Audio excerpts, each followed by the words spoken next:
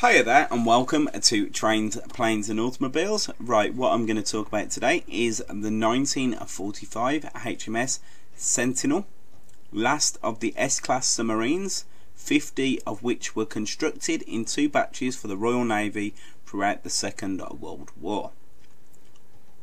These were relatively small boats developed from the Shark class of the early 1930s, intended originally for operations in the North Sea, and therefore had a limited range and diving capabilities. Though the Batch 2 boats constructed under the 1942 and 1943 programs had thicker welded pressure hulls. HMS Sentinel was built by Scots and launched on the 27th of July in 1945.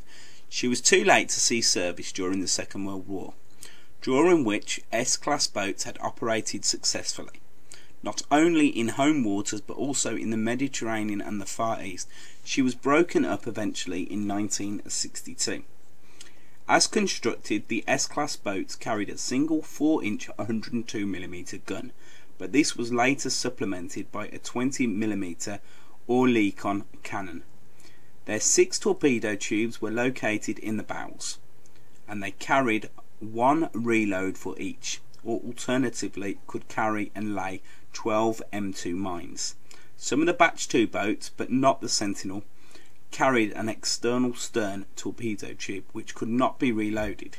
Sentinel was extensively modified in 1947, fitted with a snorkel and a new streamline coning tower, and her guns were removed.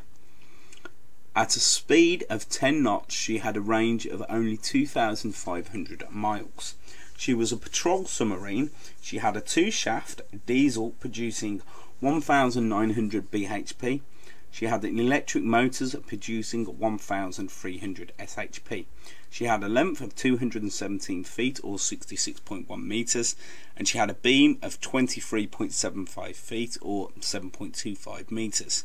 She had a staff or crew of 44.